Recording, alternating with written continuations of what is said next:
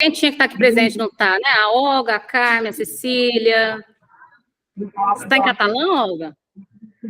Eduardo foi embora já. Estou aqui. Hã? Estou aqui, em catalão. Olha só que coisa. É. Bom, você vai poder ver o pessoal, depois eles vão te fazer pergunta, mas antes de mais nada, aqui, deixa primeiro te agradecer por você ter aceitado esse convite. A gente tem tentado falar um pouquinho sobre as possibilidades de prática. Uma das coisas que eu tenho apontado muito para os alunos, vou fechar seu microfone rapidinho, só enquanto eu falo aqui, é que nós estamos num país de 210 milhões de habitantes e a gente não tem como pensar a clínica clássica para a vertente e crescente que nós estamos tendo para o diagnóstico como única alternativa. Não é viável na rede privada, muito menos na rede pública. Então, a gente precisa, inevitavelmente, construir outros caminhos que sejam bons, que sejam respeitosos, que sejam eficazes, que respeitem a criança como sujeito e não colocar a criança aí como um objeto nem do Estado, nem das instituições, nem das famílias. Como eu disse para os meninos, eu me encantei o dia que a gente foi conversar, né? E você foi me trazendo, eu falei, meu Deus, como eu supervisiono isso, é muita coisa, muita gente. Até te disse isso, eu falei, fiquei impressionada, e falei, eu acho que os meninos precisam conhecer, até porque quando eles se formarem, eles que vão ter que criar essas alternativas, porque se de 2018 para cá a gente tem visto cada ano dobrar os diagnósticos, pensa daqui para frente. Já pensaram quando vocês se formarem, como é que vai estar? Não? Assim, na minha prática de 20 anos, eu nunca tinha visto uma escalada de diagnósticos nessa velocidade igual está agora. Nessa velocidade, nessa demanda, nunca tínhamos visto. De modo geral, tá complicado. Então, como dar conta disso? Então, deixa eu te apresentar, antes de mais nada. Desculpem a todos pelo atraso, foi problema de tecnologia meu, que agora eu descobri como que na TV a gente teria feito. Era ali no Meet, né? Sim. Por que você não tecnológica não chegou antes? Tá vendo? Mas agora a gente é uma pessoa tecnológica, cada vez eu aprendo alguma coisa desses equipamentos. Bom, deixa eu apresentar aqui o Instituto Ana Sullivan e a Ana Beatriz. Ana Beatriz Domingues do Nascimento. Ela é professora e psicóloga, faz pós-graduação na especialização de psicanálise com crianças e adolescentes, que eu dou aula, né, no ESP também. Atualmente integra a equipe multidisciplinar do Instituto Anne Sullivan, no atendimento a crianças diagnosticadas predominantemente com TEA. O Instituto Anne Sullivan é uma instituição filantrópica, oferece atendimento multidisciplinar a crianças e adolescentes com deficiências entre os 3 e 17 anos de idade, promovendo a inclusão da população de baixa renda na zona oeste do Rio de Janeiro. Importante, inclusive, você apresentar um pouquinho o que significa ser zona oeste do Rio de Janeiro, acho que isso é um dado importante.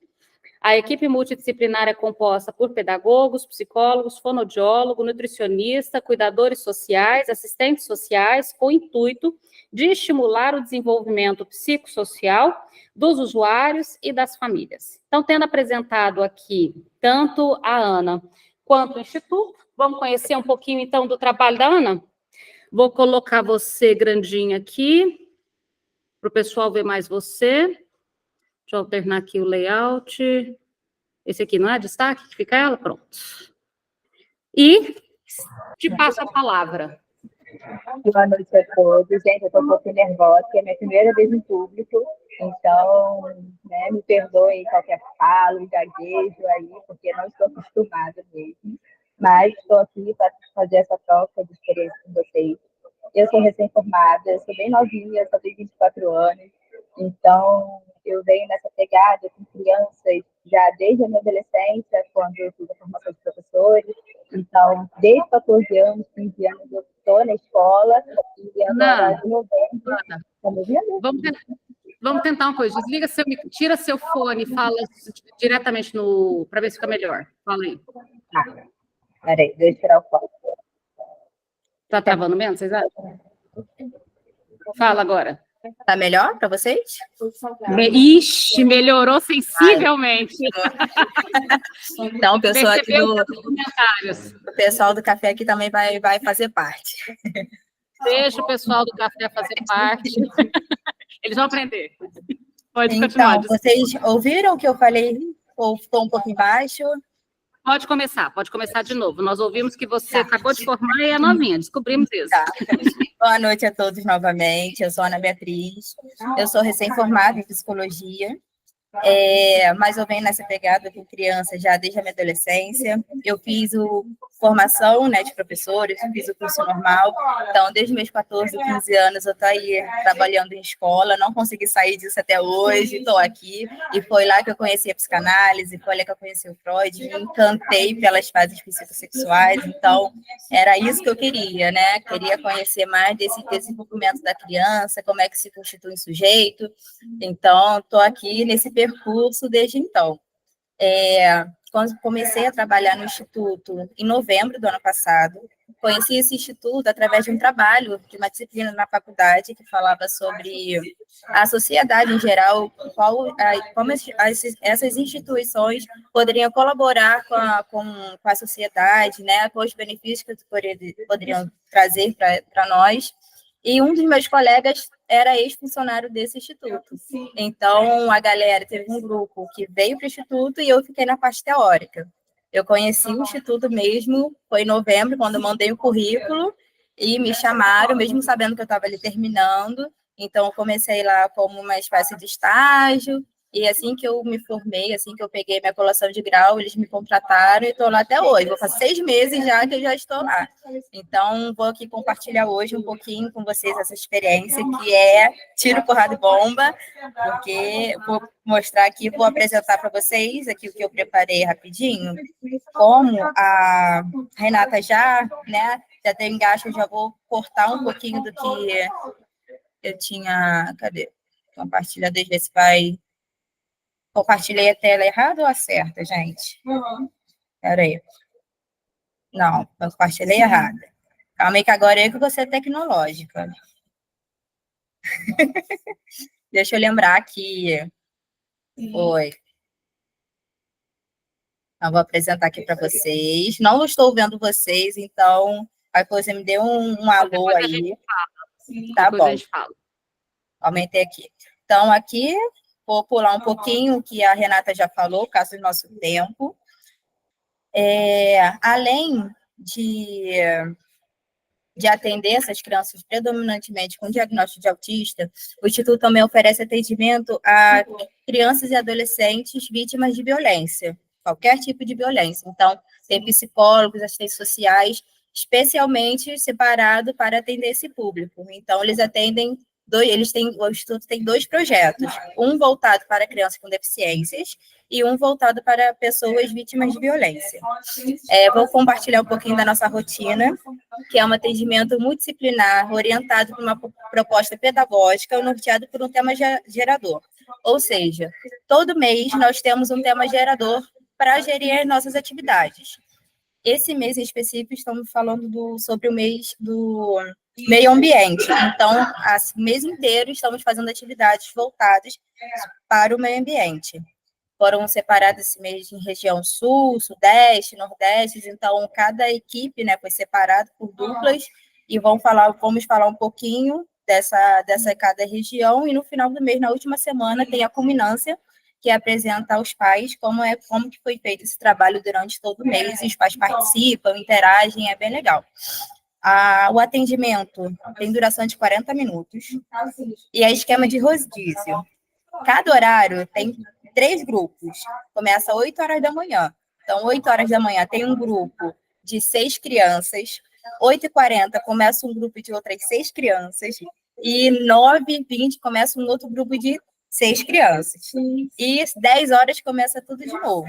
1 hora tudo de novo e 3 horas tudo de novo. Ou seja, são muitas crianças por dia ao mesmo tempo. Tem dia que eu saio de cabelo em pé, porque é muita criança. Para levar ao banheiro, como é que faz? Grita no corredor. Gente, alguém disponível para olhar o grupo aqui. A nossa salvação, entre aspas, é quando as crianças faltam.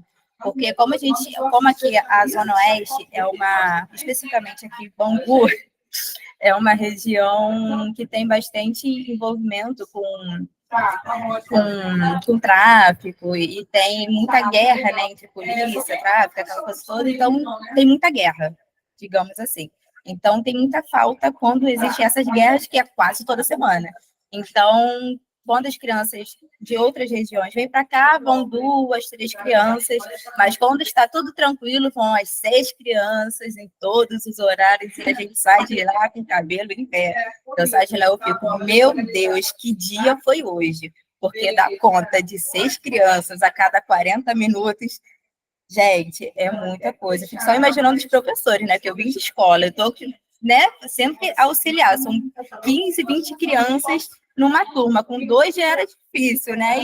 E as crianças eram, até que na escola, assim, as crianças levam de boa, tem atividades para fazer, as crianças já têm. Agora, crianças, sujeitos, autistas, cada um com a sua singularidade, cada um com a sua demanda, cada um no momento está em crise, o outro entra em crise, e como todo mundo entra em crise junto, o que a gente faz? Chama coordenador, chama o colega do lado, chama responsável, por favor, nos salve, porque é difícil de dar conta. Mas a gente consegue, né? A gente está aí. Estou aqui 6 meses tentando dar conta, né? Mas, continuando, aqui a psicologia em si tem 3 atividades norteadoras, que são a estimulação artística, que a gente trabalha pintura, com giz, com lápis, cola, tinta, tudo que é artístico, música, a gente volta muita atividade para a primeira semana voltado para esse artístico. A segunda semana é mais cognitivo, atividades, jogos, trabalhos, coordenação motora, psicometricidade, então vai mais nessa pegada. E na terceira semana é mais atividades voltadas para reconhecimento das emoções, o que acontece mais com os grupos de crianças maiores, porque os pequenininhos, assim, são poucas crianças que conseguem realmente fazer essa atividade. Porque, como não tem só autista, tem lá TDAH, tem síndrome de Down, tem criança com diagnóstico que eu nem faço ideia do que surge, né? Vai surgindo todo dia, vai surgindo um novo diagnóstico e a gente fica perdido, né? Então, é tudo junto, misturado, mas um grupo faz atividade, outros não. Tem muita criança de 3 anos. Então, as crianças de 3, 4 anos não rola atividade, são poucos. Então, o que nós fazemos? Vamos na brincadeira. Vamos fazer tudo na brincadeira mesmo, porque, né, o básico que dá certo. Então, a gente trabalha muito esse lúdico também. Aqui eu vou falar um pouquinho dos nossos impasses, que foi quando eu cheguei para a Renata e falei, gente, não tem inclusão da família no processo. Ou seja, além da gente atender a cada 40 minutos 6 crianças, a família nem faz parte do processo. Por quê?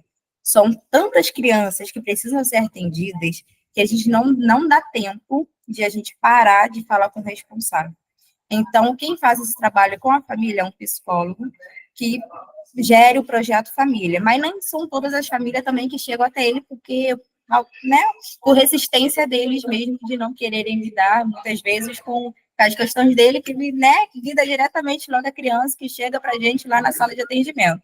Então, um dos primeiros impasses, que é bem difícil de lidar, é não ter essa troca com o responsável. São coisas de 5 minutos, 3 minutos, assim, coisa muito rápida, coisas muito específicas que acontecem no dia. Então, quando a gente tenta falar um caso, né, que precisa ser levado mais a fundo, eu peço a coordenação para marcar com essa família, marcar com esse responsável, porque não tem como deixar para depois. Outro impasse é dividir essa escuta entre essas 6 crianças. Gente, é loucura, porque é uma pessoa com 6 crianças demandando de você atenção o tempo inteiro. Um quer vídeo, outro quer brincar, um quer brincar de bola, outro quer brincar de carrinho, e briga com o outro porque o outro não quer brincar de carrinho, não quer brincar de bola, e eu tô ali no meio daquilo tudo, opa, joga a bola aqui, brinco com carrinho aqui, e brinco de boneca ali, e a gente vai tentando, quando eles não conseguem interagir nesse grupo, que tem principalmente os menores, de 3, 4 anos, eles ainda não estão nessa interação, então, é muito individualista mesmo. Então, quando eles permitem, né, que a gente chegue até eles, então, é brincadeira de bola, só que é atenção para ele para brincar de bola, mas tem outros 5 ali atrás te chamando o tempo inteiro. O que é que eu tento fazer? Tento brincar de bola com todo mundo, que bola, né, é o básico, mas nem são todas as crianças que gostam de bola. Então, escutar essa singularidade de cada criança, esse manejo do caso a caso dentro do grupo, quando um entra em crise, o outro começa a desorganizar. Gente, é difícil. Difícil, difícil. Não é impossível, mas é bastante difícil porque a gente fica sozinha na sala. Se tivesse um auxiliar, seria mais fácil, porque enquanto um está aqui, a gente vai acudir, né, vai fazer o acolhimento, volta, mas sozinha. Tem dia que eu fico assim, gente, me socorre aqui.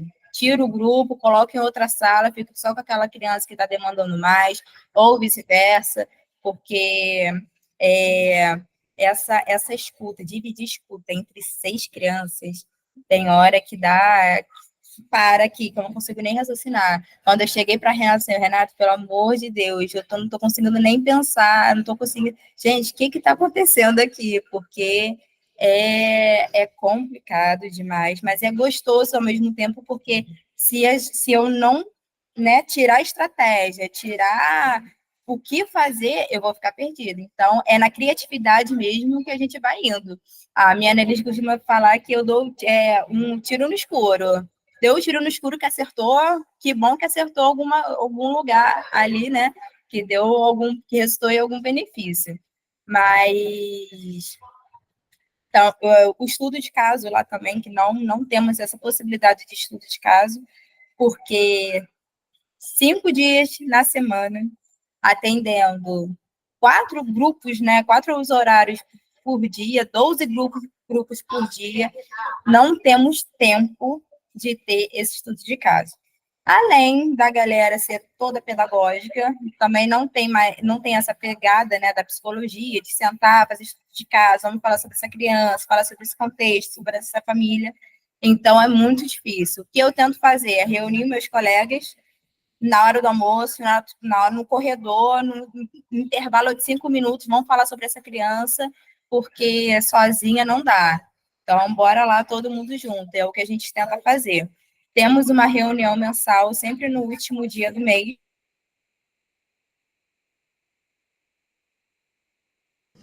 Ana, você travou, Ana. Só esperar a Ana destravar aqui. Deixa eu mandar mensagem. Gente, só um minutinho que a Ana deu uma travada. Vou mandar uma mensagem para ela avisando, que talvez ela não viu.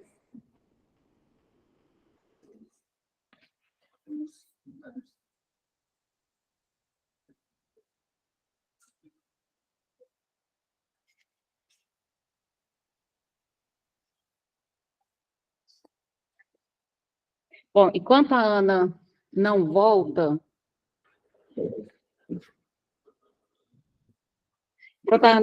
vamos conversando aqui só sobre algumas coisas até este ponto. Primeira coisa, que eu acho o primeiro maior desafio. Eu tenho como eu mesmo tirar aqui, que aí se eu tirar aqui... Não, né? Não, tirar... deixa eu ver aqui. Ah, a Ana saiu, vai voltar.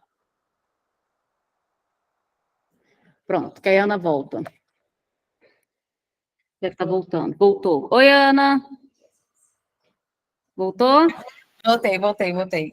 A gente já vai começar a discutir alguns pontos seus aqui, mas você voltou, a gente discute daqui a pouco. Eu já ia falar, eu ia discutir sobre o volume de atendimentos sem o estudo de caso. Aí a gente vai voltar nessa questão depois. Continua. Vou compartilhar de novo a tela, porque saiu, né? Saiu. Tá. Aqui.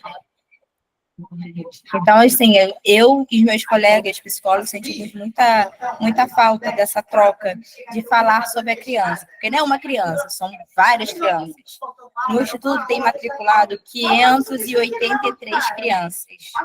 Não são todas ativas, mas estão matriculadas 583 crianças. Então, como é que a gente vai dar conta de tantas crianças que a gente atende diariamente? Sem contar que a criança vai 2 vezes na semana. Tem criança que eu atendo 2 vezes na semana. Ao invés, assim, pelo menos de trocar, né, de profissional, colocar uma vez um grupo aqui, outro... Não, as mesmas crianças.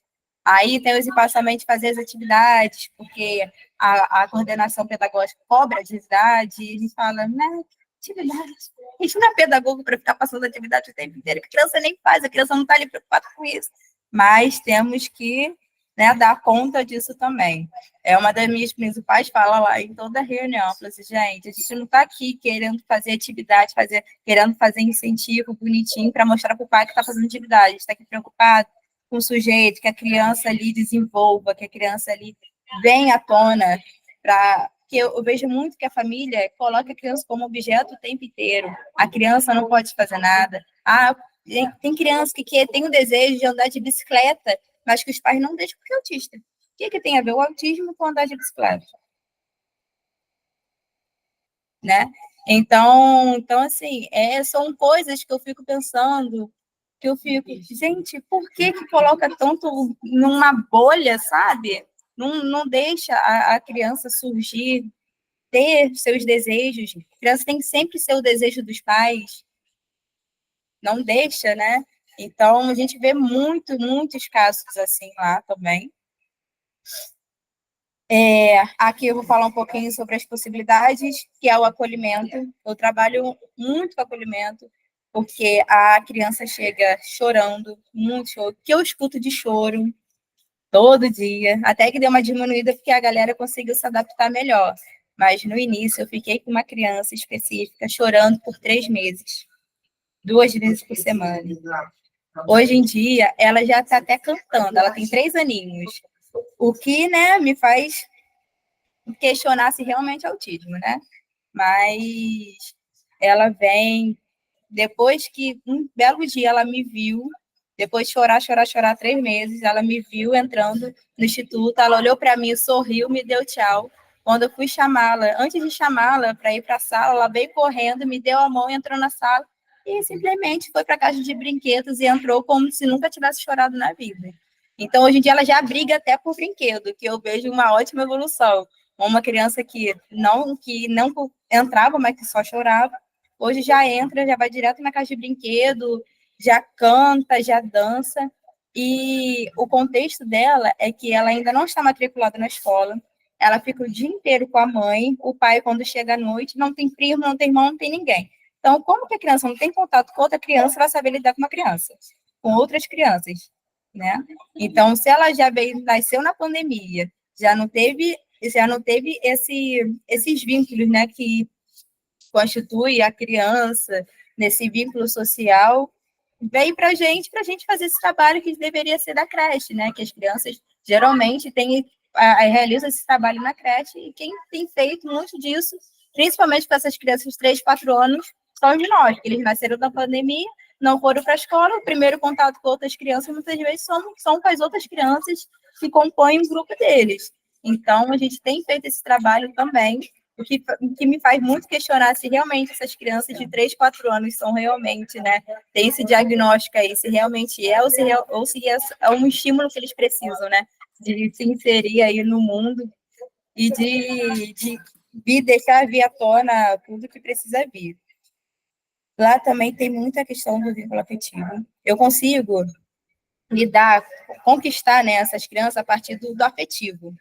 Eu sou aquela que abaixo, abraço, que deito no chão para brincar, que sento no chão para brincar, eu me jogo com tudo, não tenho essa de querer sentar na mesa, nem tem mesa minha na sala, é tudo para criança.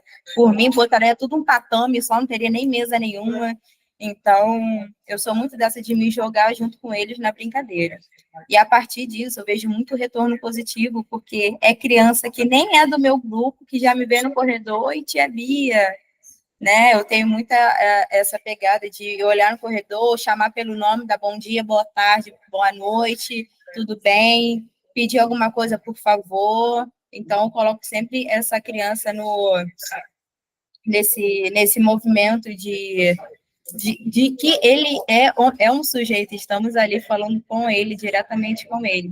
Então, acho muito importante para juntar os brinquedos no final. Eu tenho uma musiquinha de juntar brinquedos, que as crianças de todo mundo joga, as criancinhas já todas conhecem. Quando eu começo a cantar música, faltando 10 minutinhos para terminar o atendimento, eu já começo a cantar a musiquinha, eles já começam a se levantar de onde estão, começam a organizar brinquedo, outros têm mais um pouco mais de resistência porque não querem parar de brincar, então vou lá, seguro na mão, pego do chão, dou na mãozinha, e a criança vai lá e joga na caixa. Daqui a pouco, a criança mesmo já solta a mão e já guarda sozinho o brinquedo. Então, a gente faz muito esse trabalho também. A ludicidade, né, que não tem como não deixar de brincar com eles. Lá a gente consegue trabalhar muito a interação social. Então, quando essa criança consegue criar esse vínculo nessa transferência com a gente, principalmente quando a gente integra outras crianças consegue fazer esse vínculo, né? Então, a interação vai de boa, ainda mais quando tem interesse em comum, quando é jogo em comum, quando é brincadeira em comum, gosta de carrinho, brinca todo mundo de carrinho, então isso é bem bacana quando eles têm algum interesse em comum. A gente potencializa muito essa habilidade, que tem criança que é um artista, desenha lindamente. Para assim, gente, se essa família puder investir nessa criança futuramente, se ele continuar nesse percurso, tem, assim, gente, é coisa linda de se ver, cada coisa que eles conseguem produzir é muito lindo, de cantar, de dançar. Tem uma menina que faz balé lindamente, ela começa a fazer piruetas na sala, é muito legal de se ver. Outros adoram dar uma estrelinha, fazer cambalhota, e vai mais nessa pegada de ginástica, assim, que é muito interessante, é muito legal esse compartilhamento de interesse. A gente trabalha também muita autonomia, porque a criança, o que você quer, o que você quer brincar, a gente tem algumas opções de recursos lúdicos, então a atividade hoje é livre. Então, você pode pintar, você pode desenhar, você pode jogar, você pode fazer nada, você pode deitar, escolhe o que você quer. Então, a gente dá essa abertura para a criança escolher o que ela quer, a autonomia de a criança não sabe amarrar o sapato. A gente tem as cuidadoras sociais que trabalham muito nesse sentido de ajudar as crianças a amarrarem sapato, a colocar sapato, a fazer mais esse trabalho psicomotor. Eles trabalham muito com interdições, com limite, com castração, né? Não, gente, falar um não com algumas crianças, olha, as crianças se jogam no chão, as crianças gritam, berram, mas com o tempo elas vão se acostumando. Eu já levei no início, eu levava tanta mordida, quando eu falava não, não pode, desce daí, por favor, que você vai cair, vamos sentar no chão, vamos sentar na cadeira. Nossa, no início eu levava muita mordida. Hoje em dia, já é tranquilo, eu já falo não, já explico, né?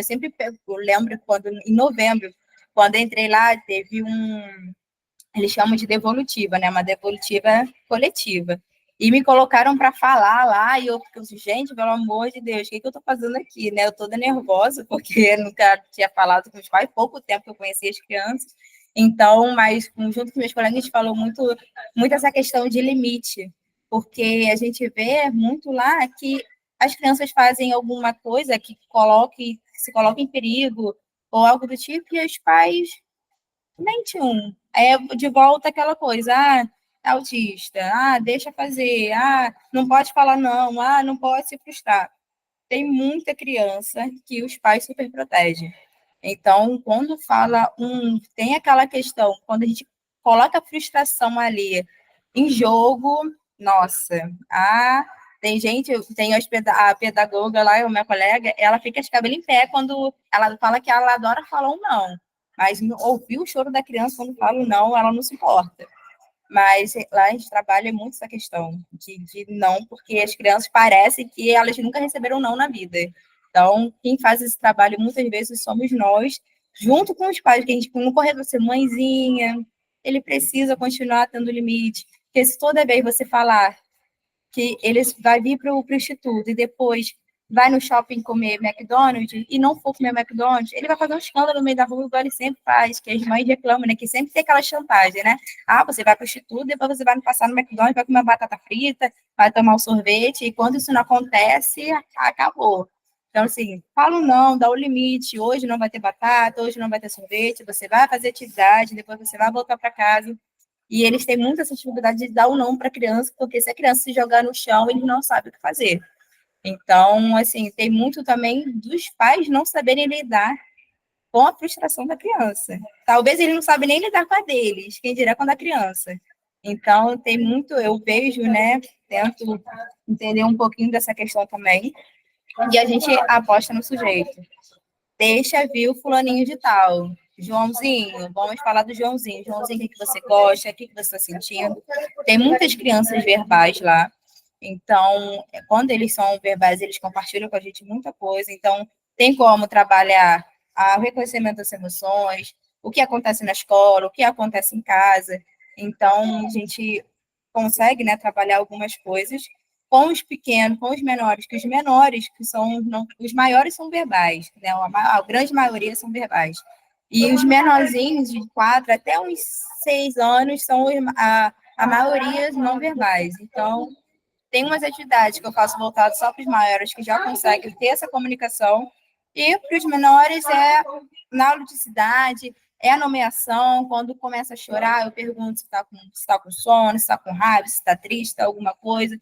E ali, fazer igual como a mãe tenta adivinhar lá no início, né? Tenta saber o que o outro está demandando ali. Então, a gente tenta entender ali o que a criança está sentindo naquele momento. Então, a gente também faz esse trabalho. E deixa eu ver aqui. Eu coloquei aqui um livro que a Renata indicou que eu faço parte desse grupo de estudo, só que eu assisto sempre a aula depois, porque eu nunca consigo entrar no horário, porque ainda estou a caminho de casa. Coloquei aqui alguns recortes que eu achei bem interessantes, que nessa fala de trazer o sujeito, né, de olhar para o sujeito, que é um olhar que não avalia antes de ver, que não meça com suas próprias medidas.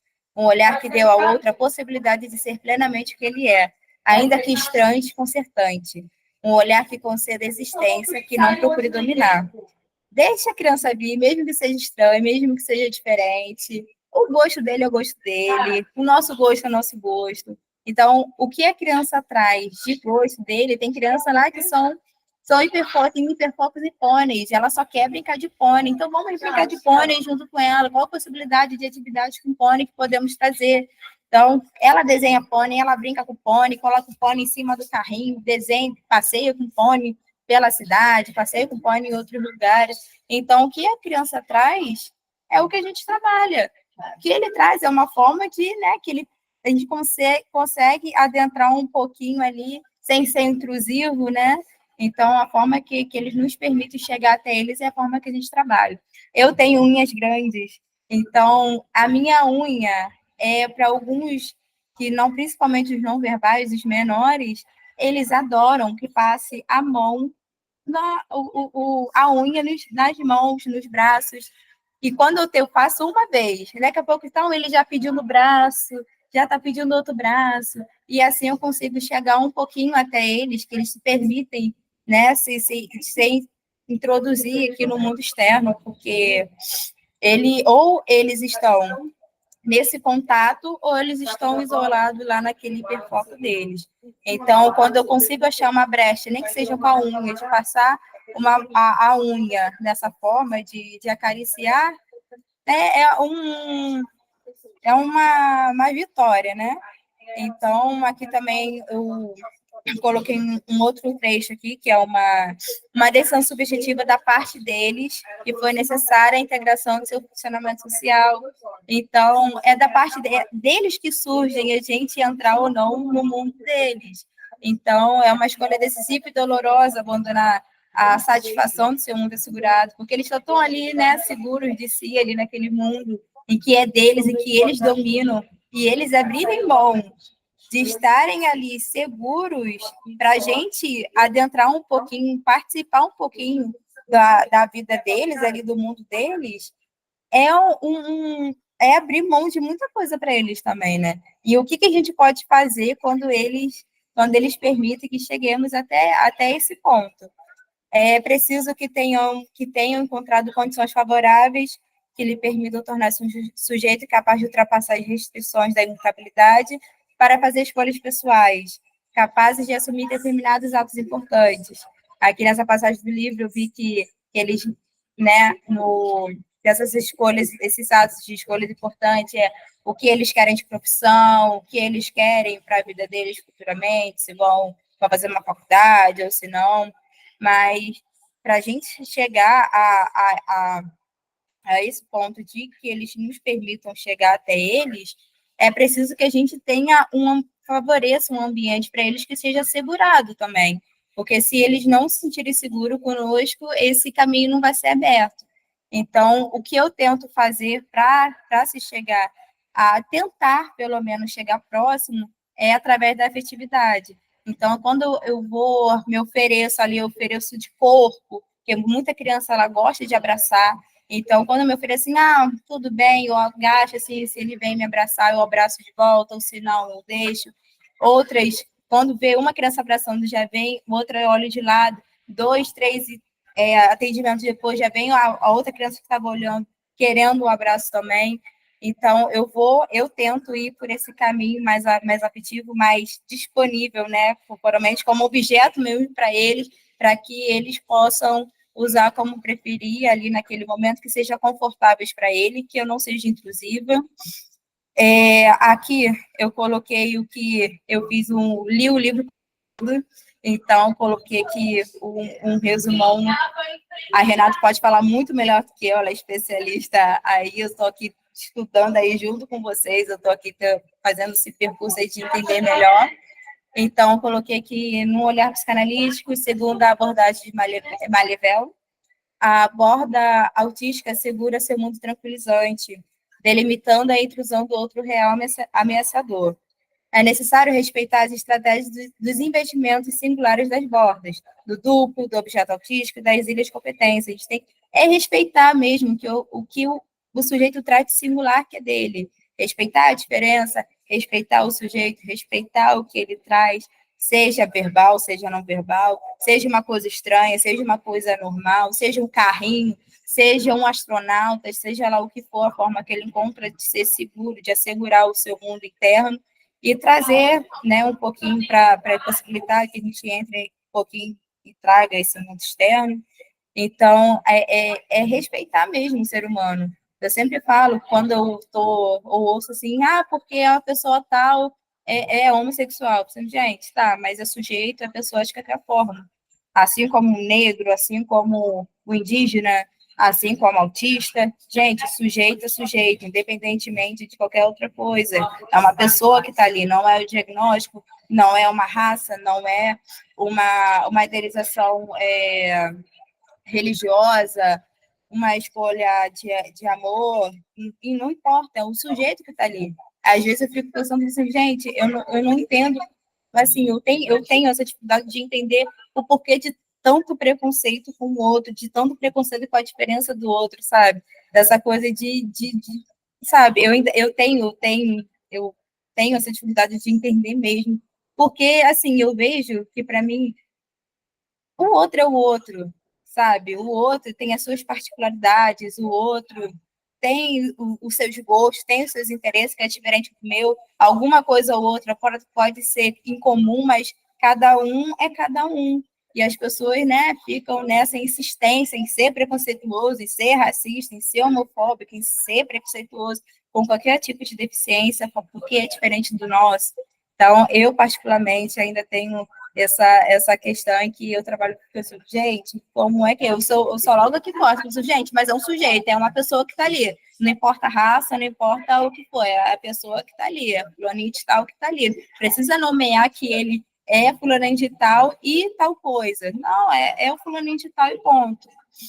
É possível oferecer condições também favoráveis para a escuta do sujeito, e nesse ponto está disponível se fazer aceitar como duplo autístico.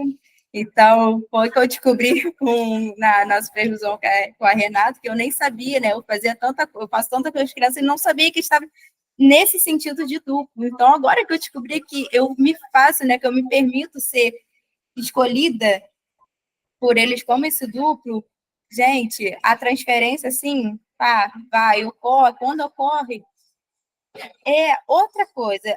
O caso do menino que eu falei, Renata, dos lápis, né, colorido, ele está permitido que as outras crianças se cheguem, porque, né, eu consegui incluir o grupo nessa demanda dele, que está fluindo, sabe? Então, está indo. Então, fica assim, gente, quando a gente descobre uma coisa e consegue manejar aquele caso, Gente, é assim, a Renata me deu uma luz no fim do túnel.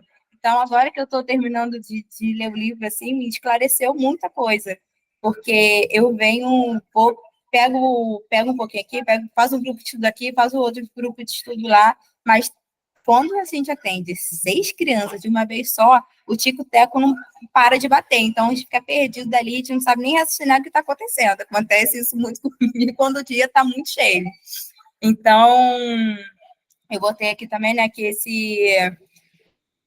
nessa transferência autista permite uma relação não intrusiva com o mundo externo, possibilitando intervenções diante da relação de parceria. Então, isso tudo, nessas últimas 3 slides, eu peguei tudo do livro mesmo, da Autista e Sua Voz, que foi um pouquinho do que eu conseguia introduzir aqui, intervir aqui para mim. Algumas reflexões que a Renata também traz muito nesses grupos de estudo que eu fico assistindo, que eu sou doida para assistir online, eu nunca consigo por causa do horário, mas essa demanda mesmo de crescente, de diagnóstico e medicalização, porque, gente, é muita criança de 3, 4 anos com diagnóstico. É muita criança. Gente, eles nasceram em plena pandemia. Será que realmente é um diagnóstico ou precisa mais de um estímulo? Ou será que é uma outra coisa? É o contexto familiar? Me faz questionar muito essas questões de essa demanda muito grande de diagnóstico. Então, a questão também que eu vejo, gente, que eu vejo lá de responsabilização do diagnóstico, ele faz birra porque é autista. Ele grita porque ele é autista. Porque tudo é porque é autista. Não é porque é criança, não, é porque é autista. Tudo é porque é autista. A criança falou não, a criança jogou. Porque é autista. Tudo é autismo.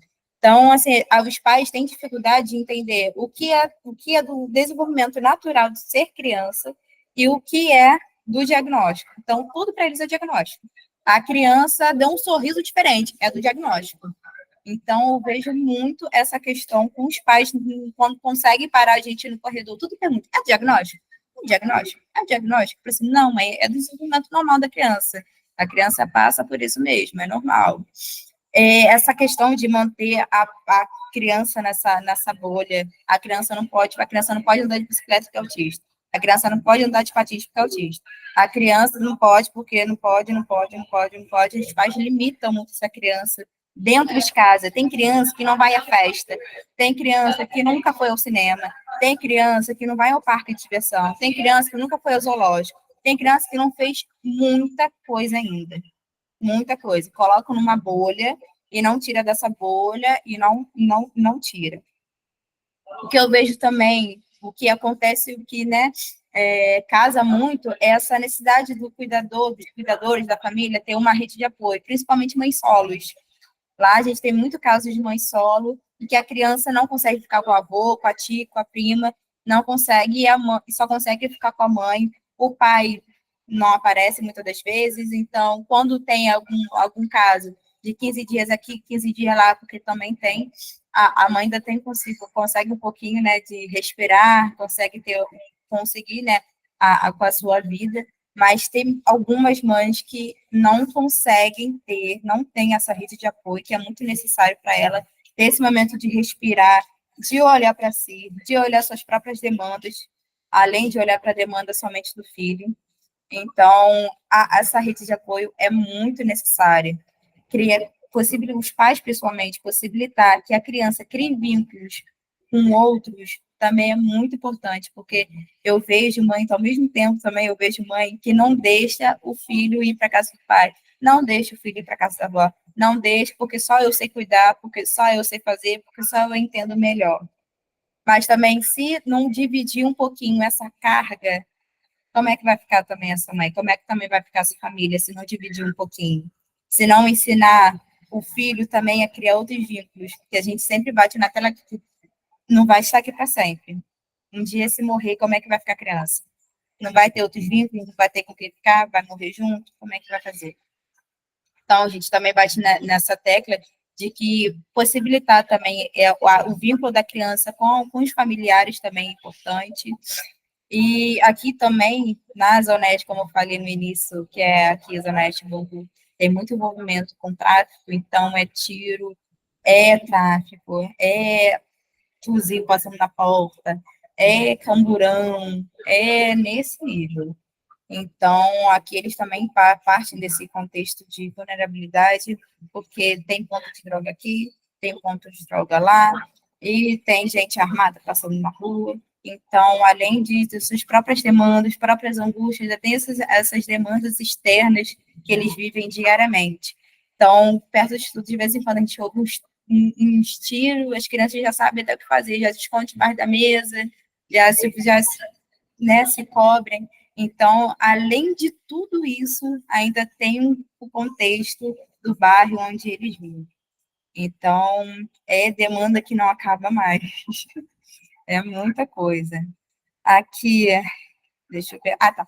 Aqui eu coloquei, tá tudo autorizado, tá, gente? Aqui eu botei um pouquinho das fotos de algumas atividades que eles fazem. Aqui, essa primeira foto foi uma festa do pijama que nós fizemos em janeiro, em que era colônia de férias, então a gente reuniu, foi uma semana de todo mundo de pijama, e pipoca, e karaokê, e guerra de travesseiro, então a gente possibilitou essa atividade para eles, foi muito bacana, foi muito legal, umas crianças nunca tinham participado de uma festa de pijama, nem sabiam o que era isso, então a gente colocou o tatame, pegamos a sala de conhecimento, que é a sala de informática, colocamos o tatame no chão, apagamos luzes, colocamos luzes coloridas, então foi bem legal, foi muito divertido, colocamos karaokê, algumas crianças cantaram, outros ficaram mais tímidos. As outras, a segunda é uma atividade externa em circuito pedagógico, a outra tem uma tartaruga, uma jabuti, que foi uma atividade do ano passado e que levaram esse jabuti para as crianças conhecerem, algumas crianças nem chegaram perto, outras adoraram ficar com o jabuti ali perto. Ou outros aqui são essa atividade mesmo pedagógica, que faz parte do planejamento mensal. Cadê? Mais um pouquinho aqui de mais algumas outras atividades. Essa foto aqui do quebra-cabeça é de uma criança nova, em que ele tem 4, 5 anos. Ele montou o quebra-cabeça, esse quebra-cabeça é de uma pista de corrida. E ele montou só os números, porque ele queria contar os números. A parte do meio, deixa para lá. Não faz diferença para ele ter aquele meio, ter aquele completo. Ele queria ver os números. Então, ele contou o número de 1 a 52, que faz parte aí da pista de corrida, que é muito legal. Então, aqui, gente, eu compartilhei só um pouquinho aí do nosso dia a dia, como é que é. Desculpe aí o nervosismo, algumas falhas aí na fala, e vamos aí de troca, né? Estou aqui um pouquinho nervosa para as perguntas, né? Se Renato me ajuda a responder aí, por favor. Então, vamos conversar um pouquinho. Pode tirar a projeção? Vou tirar. Aí você consegue ver a gente. Pronto. Antes de mais nada, queria agradecer por você ter topado mais uma vez esse convite. E o que eu tinha apontado aqui para a meninada antes da gente começar é justamente isso. No final das contas, eles têm as experiências durante a graduação, aí você tem o período logo depois que forma, e tem uma coisa que acontece na nossa área, que assim, os trabalhos mais difíceis e desafiadores fica para a galera mais jovem. Vocês sabem disso, sabe? Tá. Porque quando a gente já tem um certo percurso, a gente já vai para uma outra ponta, que é de supervisionar, que é de... Ou seja, mas essa parte do braço de fazer 12 grupos no dia, pensa, vocês fizeram 12 grupos, né? 12 grupos no dia, até 6 crianças no dia, estamos falando do potencial de 80 crianças por dia, 5 vezes por semana, para uma pessoa só, né? E lembrando, você até comparou no início uma questão da sala de aula, mas não é muito comparável, porque na sala de aula tem um certo limite. Por exemplo, se é uma sala inclusiva, obrigatoriamente terá o apoio, não necessariamente individual, mas um apoio. E tem um limite de até no máximo 2 alunos da inclusão por sala de aula. E aqui a gente está falando de um grupo que são 80 crianças por dia com singularidades diagnósticos bem específicos. Vocês entendem que não é da mesma ordem. Mas eu queria, então, começar aqui para a gente debater um pouco. Eu organizei algumas perguntas, e o pessoal, com certeza, também organizou algumas perguntas. Mas, veja, uma das coisas que eu mais sinto falta, e quando a gente conversou em outros momentos, eu te falei, na supervisão também eu te falei, e volto a isso, acho muito difícil o tratamento de crianças que não envolvam os pais. O manejo com os pais, e eu entendo que o Instituto, ele fez nessa equipe multidisciplinar, ela não é interdisciplinar. Ela tem, entende a diferença de ser interdisciplinar e multidisciplinar? Ela é multidisciplinar no sentido de ter profissionais de várias áreas, mas está cada um de um lado. Mas ela não é interdisciplinar no sentido de que esses profissionais se encontrem. Então, se esses profissionais não se encontram e cada um fica na sua fatia do trabalho, a criança também vai ficar fatiada, porque a criança ela precisa de uma certa integração que acaba não acontecendo. Então, dentro desses impasses, a equipe multidisciplinar precisaria caminhar, talvez, para uma equipe interdisciplinar. Segundo ponto, você sabe que talvez fosse melhor que essas crianças tivessem um atendimento por semana, mas em grupos de 1h30, do que 2 vezes por semana, 40 minutos, porque você teria, talvez, um tempo de escuta, né? Seria também interessante, talvez imprescindível, que fizesse, isso é a mesma crítica que eu faço aqui para os alunos que vão para o IEL, que é de não ter um horário durante o expediente para... Tirei. Um horário durante o expediente para discussão de caso e estudo teórico. Porque se a gente não tem tempo para estudar o caso, a gente começa a não ter noção muito clara do que está fazendo, vai adoecendo junto, né? Então, as perguntas que ficam aqui para mim seria: por que 40 minutos? Por que 6 crianças? Por que 2 vezes por semana? Ou seja, como ficou estabelecido que esse seria o funcionamento? Porque você apresentou esse funcionamento. A curiosidade que fica é quem decidiu e se é possível repensar em algum ponto isso. E a segunda pergunta é como seria possível trazer os pais para mais perto, até porque faz parte do manejo da clínica, não importa se individual, em grupo, rede pública ou privada, que a gente supõe que quem ocupa o lugar de grande outro para a criança, algumas intervenções têm que ser feitas por eles. Não tem como ser feita por terceiros. Mas se a gente não pode orientá-los, como eles sabem, né? Então, as minhas 2 perguntas têm a ver com essa decisão da estrutura da instituição, e a segunda pergunta sobre como trazer os pais para o tratamento. E, na sequência, passo para a pergunta dos colegas aqui. Pode com você. Essa questão da estruturação do atendimento é tudo da gestão. Nós, enquanto técnicos, não temos possibilidade de fala nenhuma. Então, entre nós, equipe, a gente questiona isso todo dia. Há uma angústia muito grande nossa nessa estrutura mesmo. Assim, eu sou nova, eu preciso de emprego, eu preciso pagar minhas contas. É uma possibilidade de experiência para mim, mas é uma coisa que eu não pretendo ficar por muito tempo, porque adoece. Se a gente não estiver ali bonitinho, seguindo, fazendo uma análise, né, distraindo, tendo uma supervisão, fazendo qualquer coisa que dê um suporte, não fica, adoece. Eu vejo meus colegas adoecendo nessa estrutura de trabalho. Mas, infelizmente, é questão também que eu vejo muito financeira. Quanto mais crianças, mais verba entra. E não entra para a gente, entra para a gestão. Então, tem muito essa questão também. Quanto mais crianças, mais verba entra, enche o bolso deles e a gente que se lasca lá atendendo 6 crianças por dia sem a presença dos pais. Então, essa nossa angústia, esses seus questionamentos também é nossa, diária mesmo. Todo dia a gente se questiona o porquê dessa necessidade.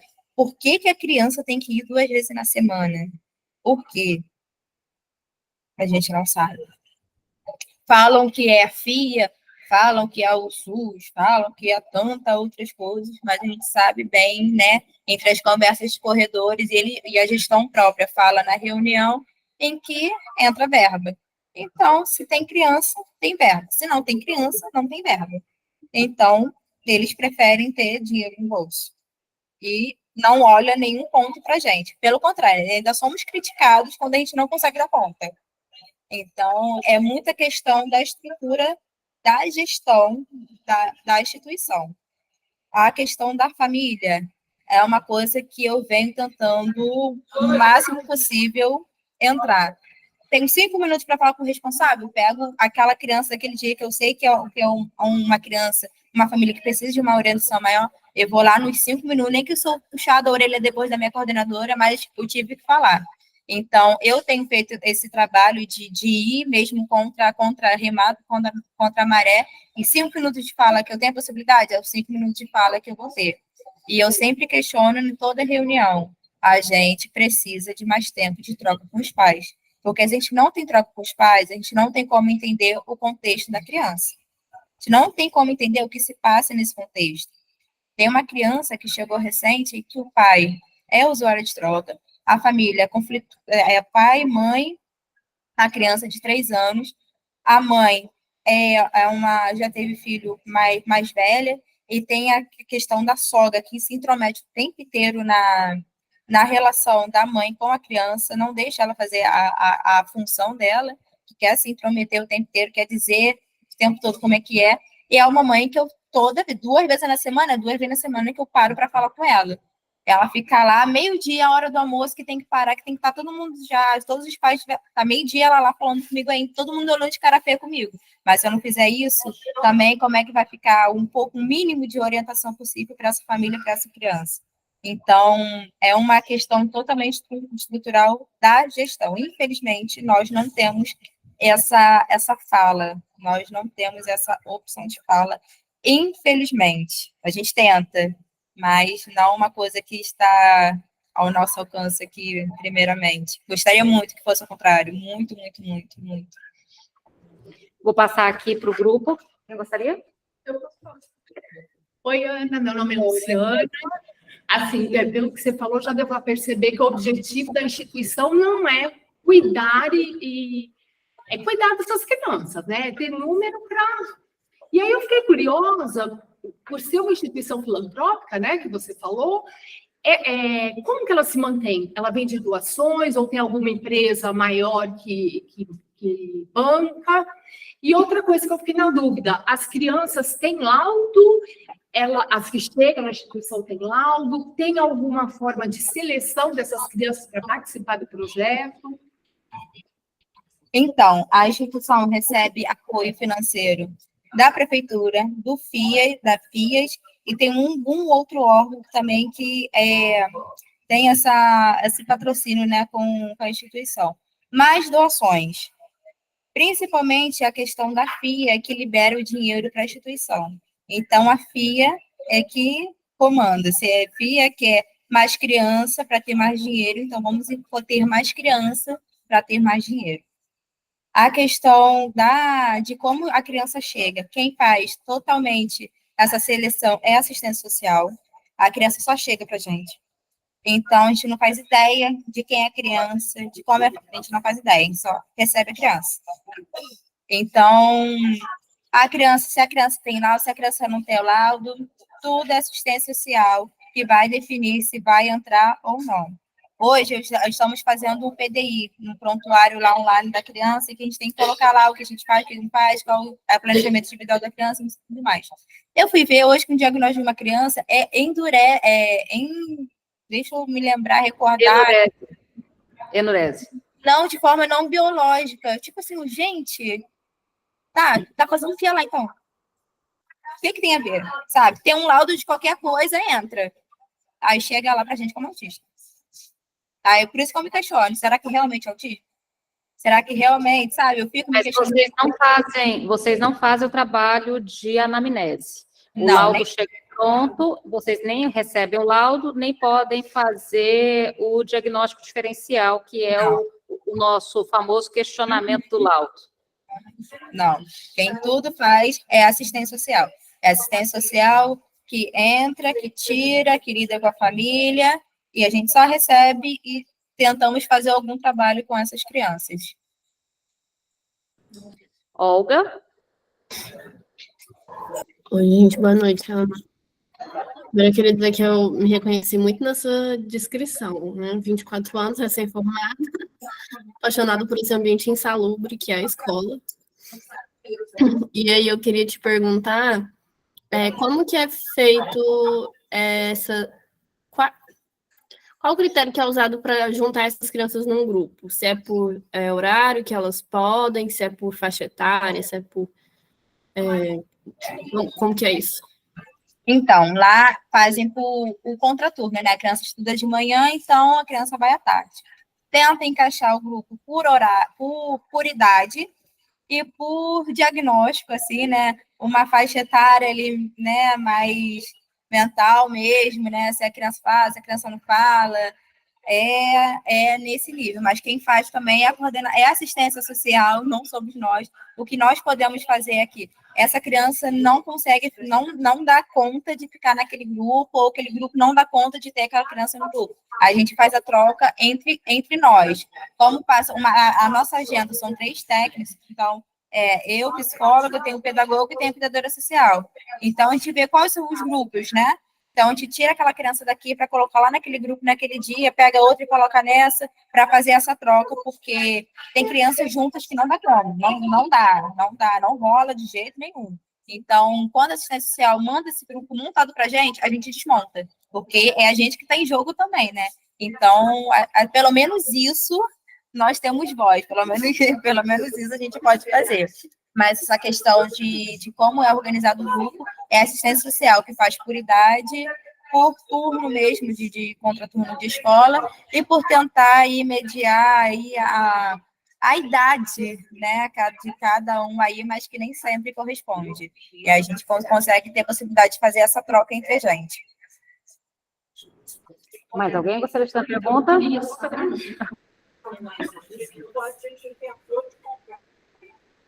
E eu travou aqui ou que travei? Foi eu que travei ou foi o pessoal lá? Não, elas travaram. Foi eles. Agora voltou. A internet voltou. Chega aqui mais perto, vem cá. Passa aqui, ó, nessa cadeira. Eu me vi muito aí nas suas falas. Aqui, ó. Pode tentar aqui. Pronto. Agora deu. Várias falas, né, sua, referente aos pais, essa questão de tantos diagnósticos, vejo muito isso, os pais querendo diagnóstico, quando você vê que o que falta é não. Falta amor, o que falta é levar as crianças para brincar. Eu trabalho em educação infantil há 17 anos, em um município, e em Goiânia há 15 anos. E eu sempre amei o que eu faço, e eu vou te fazer uma pergunta no final da minha fala, tá?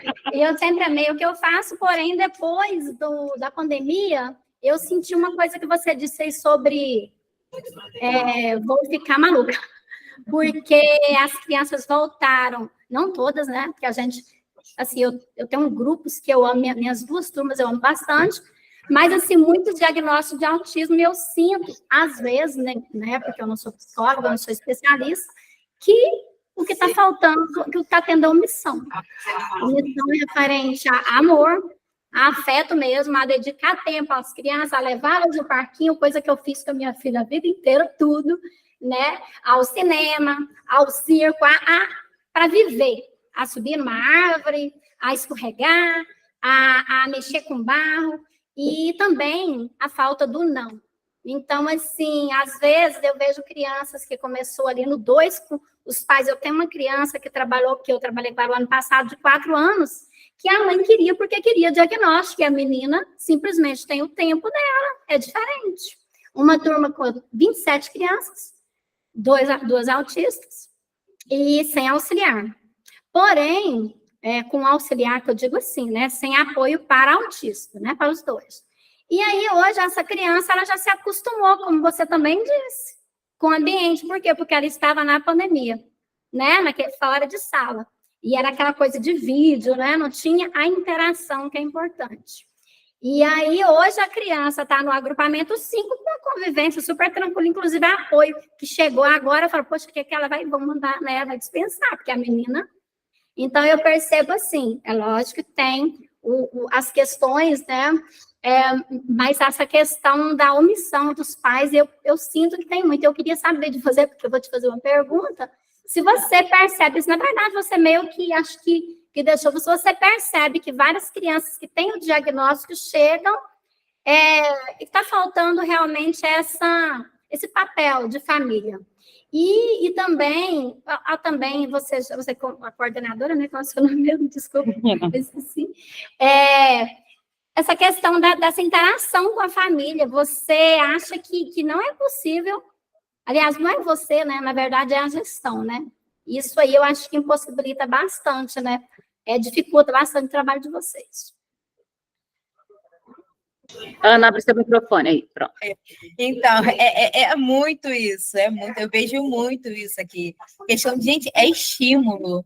Quando eu me ofereço, assim, para a criança, e a criança né, traz isso de volta para mim, e brinca, e canta. Gente, a criança chegou, tem 1 mês, e a criança já está cantando, já está dançando. Isso é autismo, assim, sabe? Quando eu fui vendo o livro, imutabilidade, aquela coisa, gente, não se enquadra naquelas crianças, sabe? Não bate, a conta não fecha. Então, eu vejo muito, principalmente, essas crianças que nasceram em plena pandemia. Elas querem brincar no barro, elas não têm a possibilidade de brincar no barro, de subir numa árvore, de pegar, de comer uma fruta do pé. Não tem isso, é tudo celular, né? Celular, televisão, vídeo, tá aí para substituir tudo. Tá aí para tudo. Então, sim, concordo plenamente com você em que muitos casos é um estímulo que falta, é um afeto que falta, é uma família ali mais presente que falta, deixar um pouquinho de celular. Gente, eu não vejo por que criança de 4 anos, 3 anos tá com o celular na mão. Gente, vai brincar, vai explorar o objeto, vai fazer uma panela de batuque, de pandeiro, de qualquer outra coisa. Vai explorar a criatividade, deixa fluir. Mas não, tem objeto. Ana, mas aí você vê que a gente cai no mesmo problema. Como se a gente não conseguir acessar os pais para... Uma das coisas que a gente mais tem debatido nas clínicas com criança é manejo com os pais. Orientação aos pais, manejo com os pais. A criança, ela não tem poder de te retirar de si mesma o celular. A criança não tem o poder de impor a si mesmo digamos, o tédio. Porque é necessário, para a criança pegar uma panela e batucar, ela tem que primeiro experimentar o tédio, o ócio. É verdade. Caso contrário, ela nunca vai descobrir que é possível batucar numa panela. Vocês entendem? Então, e aí a gente volta para esse ponto. Tem algo no funcionamento da instituição, e aí eu vou pegar até o Freud, ele fala de uma coisa, aonde que a psicanálise seria possível. Ele fala, não há problema nenhum da psicanálise estar dentro das instituições, desde que as instituições deixem o analista trabalhar. E quando a instituição, ela engessa, e eu falo isso da psicanálise, do psicólogo, mas eu vejo a mesma queixa a pedagogos, eu vejo a mesma queixa, a gente no grupo de quinta, o professor estadual, né? Ele estava se queixando justamente desse engessamento, dele não poder produzir os próprios materiais, dele ter hoje, no estado de Goiás, por exemplo, o aluno chega, tem que passar detector de metais aluno por aluno, aí depois que você termina de passar detector de metais aluno por aluno, aí você começa... Então, assim, virou uma coisa muito estranha. Ficou uma coisa complicada. O lúdico foi embora, a confiança foi embora, então tem algo acontecendo. Então, é interessante a coisa das instituições, não tem volta, nós teremos que montar instituições, mas é necessário a gente pensar como essa gente... dessa estrutura. Exatamente. Você queria perguntar? Não, eu ia falar para ela que assim, me incomodou muito, eu acho inconcebível você estar em uma instituição, qualquer uma que seja, eu já fui professora, né, muito tempo, e não ter uma coordenação. Como é que você não tem uma coordenação para você conversar? Não tem como você ser mentalmente saudável como professora, como companheira, seja o que for, se você não tem um momento de troca com essa coordenação, né? Nem que se for na parte pedagógica, que seja, mas alguém que te escute, que te dê sugestão, né? Que troque com você. Para mim é possível isso. O que eu faço muito é trocar com os meus colegas. Tem um psicólogo que atende as famílias, ele é da abordagem também da psicanálise, então troco muita coisa com ele, né? Eu aprendo muita coisa com ele. Tem um colega que chegou novo agora também para completar o grupo lá da questão de violência, que ele passou um mês lá atendendo a agenda junto comigo para cobrir as férias do pedagogo. E a gente trocou muita coisa. Então, assim, o que eu faço de troca, porque a coordenação é totalmente pedagógica. Então, assim, a gente enquanto psicólogo, eu e meus outros colegas, a gente fica assim, vendo a própria pedagoga, ela é coordenadora, lidando com as crianças, a gente olha um para a cara do outro e fica. Gente, tá, a criança tá chorando, manda a criança, né? Você tá feio porque você tá chorando. A criança é feia porque chora. Então, assim, a gente não tem nem essa possibilidade de troca, porque a gente vai falar uma coisa, a gente é barrado, porque não é aquilo ali que eles querem, eles não querem uma clínica. Faz trabalho pedagógico, faz o que a gente está mandando e tá tudo certo. Então, o que a gente faz é trocar entre a gente, compartilhar entre a gente, para a gente conseguir o mínimo possível, né?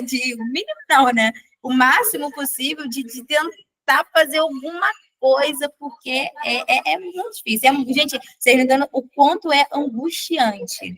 Tem dia que eu volto para casa e fico, meu Deus, como é que faz? Aí eu fico pensando, ao mesmo tempo, eu preciso de experiência, eu preciso de dinheiro, eu preciso de um trabalho, mas ao mesmo tempo, gente, se eu não fizesse uma análise, se eu não buscasse outros, né, por fora, eu já teria enlouquecido. Eu vejo muitos colegas meus já que saem de lá chorando, porque não aguenta. A criança chega em adaptação chorando, a criança já está lá mais de um ano, tem um dia que a criança está chorando. A coordenação não quer liberar, porque a criança já está lá antiga. Porque naquele dia ela não está se sentindo bem, ela não quer liberar. Então, Ana, eu acho, para a gente poder caminhar agora para o fim, essa troca tem fundamentalmente porque esse nosso grupo, ele tem alguns objetivos amplos e ambiciosos, até eu diria, né? Além da questão teórica, do grupo com os pais, a gente fez a capacitação da Rede Municipal de Educação, vamos começar a fazer a capacitação da Rede Municipal de Saúde na quarta-feira, dos profissionais de saúde no município, e temos aí o convite para poder construir o CAPS infantil e a Rede de Saúde Mental do município. A questão lembrando que aqui é um município que, na verdade, atende 22 municípios, então é uma micro-região de 600 mil habitantes, né? Então, é interessante porque todas as vias que a gente está tentando achar, a gente ainda não achou nenhuma que as pessoas não estejam enlouquecendo. É verdade. A gente tem conversado. Eu conversei, fiz uma palestra e dei supervisão no CAPS do Espírito Santo. Achei que eles estão enlouquecendo. Com vocês aí no Rio de Janeiro, achei que vocês estão enlouquecendo. Macaé, no Rio de Janeiro, achei que estão enlouquecendo. São Paulo. Olha,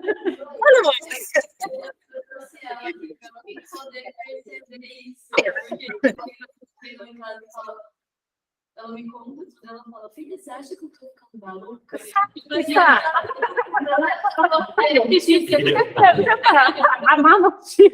Então, assim, a ideia nós tivemos aí, a gente tem esse lugar, por ser uma instituição, esse lugar político de poder pensar um modelo, mas temos a dificuldade que não conseguimos achar um único modelo que consiga atender o volume. E aí, uma das coisas que eu tenho discutido com os alunos em sala de aula é que só, talvez, uma possibilidade, a gente inverter o fluxo das coisas. Por exemplo, hoje a gente tem a saúde, eu acho que a saúde está enlouquecendo, a própria saúde e a educação e a assistência social. Eu coloco grande parte do problema na saúde. A coisa dos laudos. Esses diagnósticos e laudos, veja, se a gente pudesse encaminhar, por exemplo, tem uma moça, vou trazer depois para conversar com vocês, ela faz estimulação com bebês em São Paulo. Então, é um núcleo de estimulação com bebês, estimulação precoce. Para os bebês terem bebês, 0 a 2 anos, para os bebês terem acesso ao serviço, eles têm que ter laudo. Então, eles não podem ser só encaminhados ao serviço de estimulação porque nasceram prematuros, porque estão com a psicomotricidade atrasada, porque, sabe, tônus muscular, pelos sintomas. Eles precisam de um diagnóstico para ter acesso ao serviço. E aí começam a surgir os diagnósticos mais malucos, diagnósticos de bebê de 7 meses com TDAH, uma bebê de 7 meses com TDAH. Como assim? Então, assim, isso está no Brasil inteiro. Então, tem alguma coisa, a gente vai ter que pensar talvez mais alto. né? Enquanto o acesso a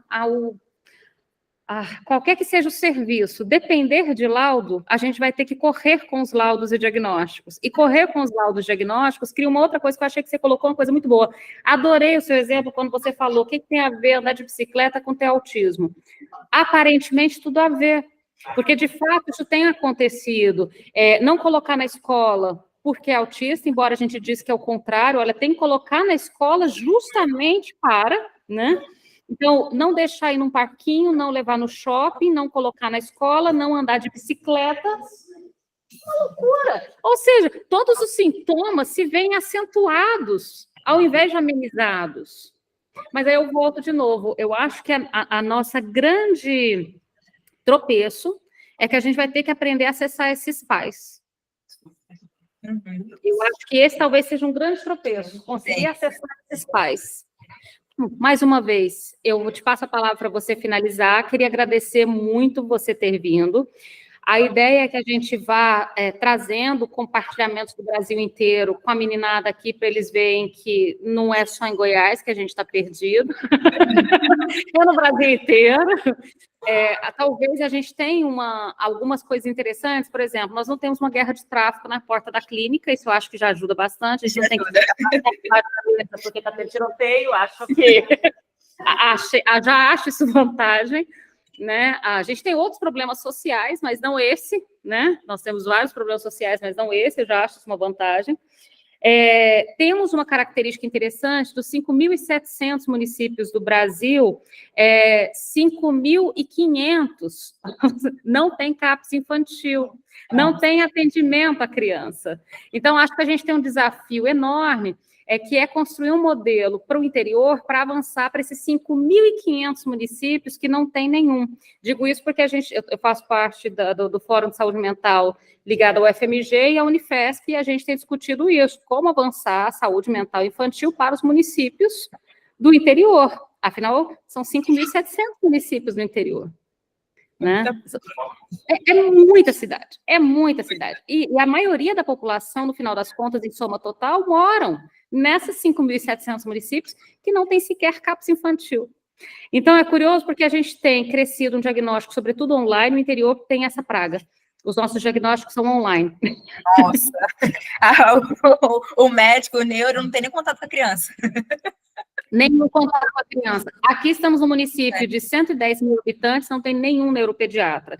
Isso significa que todos os laudos de neuropediatras que recebemos aqui são feitos em outros municípios, vários online, diga de passagem, sem que a criança seja, de fato, olhada, acompanhada.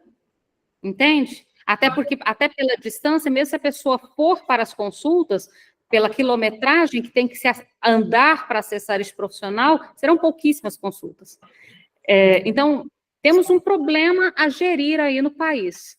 Ana, muito obrigada por ter compartilhado. Acho que a gente precisava saber o que está acontecendo em Bangu, para a gente poder pensar o que fazer nos outros 5.700 municípios do Brasil, mas a gente não tem como ficar assistindo passivo o que está acontecendo. A gente tem que questionar o que está acontecendo, como solucionar, mas não solucionar no sentido de continuar recebendo essa leva de diagnósticos e atendendo como se fossem automatons, né, robôs. Acho que somos críticos. Né? Passo a palavra para você, Ana, para você poder finalizar. Nossa, eu agradeço muito, muito essa oportunidade. Gente, é minha primeira fala aqui em público, sabe? Então, eu estava super nervosa, aqui suando frio. Então, eu agradeço muito a Renata ao convite, por essa oportunidade de estar compartilhando com vocês um pouquinho da minha experiência. Nunca pensei que eu falaria em público tão rápido, tão cedo, gente. Nossa, foi, assim, um desafio enorme para mim, pessoal.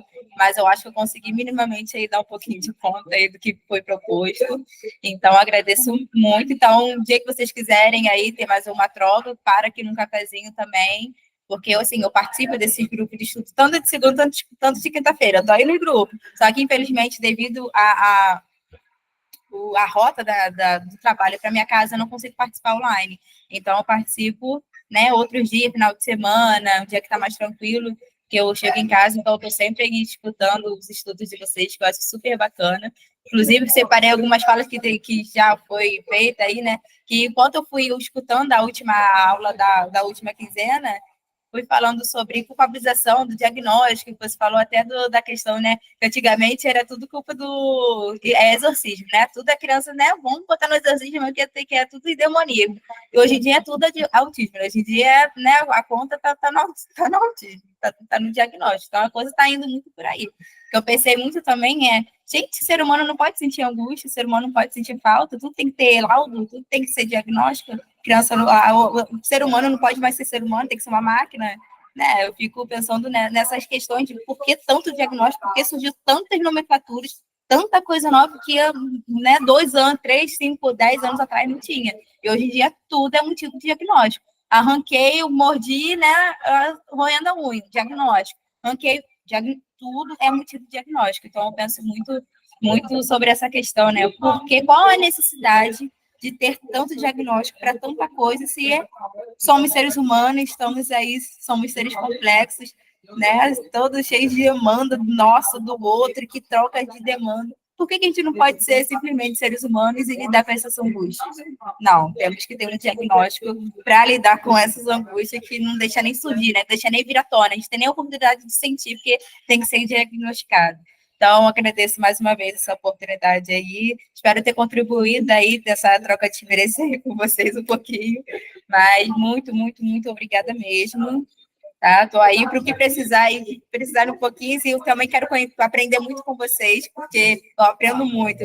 Uma coisa que eu gosto de aprender. Sou daquela, quanto mais eu estudo, menos eu sei. Então, quanto mais eu estudo, mais eu quero estudar, porque eu quero conhecer um pouquinho mais, porque só o que a gente sabe nunca vai dar conta de tanta coisa que surge por aí, de tantos cinco cabos que precisam ser abertos, se pensar essa estrutura de gestão que precisa muito, né? Muito, muito, muito. Muito obrigada, gente. Obrigada, Ana. E como eu disse, aqui nós somos ambiciosos, a nossa ideia, então, é desenvolver um modelo para poder patentear. A universidade está solicitando isso, criar patentes, então a gente está tentando criar o nosso modelo de atendimento à saúde mental na infância para os municípios do interior, só 5.700 que existem. E se tudo der pouca coisa, mas a nossa ambição é conseguir fazer um modelo patenteável que não enlouqueça ou adoeça os profissionais de saúde que participam dele, ou as famílias e as crianças. Muito obrigada pela sua contribuição. A gente anotei aqui bastante coisa, os meninos também têm certeza, para a gente poder agora pensar no nosso modelo. Muitíssimo obrigada. Obrigada a vocês, gente. Boa noite. Obrigada a quem estava presente online. Tchau. Deixa eu desligar aqui.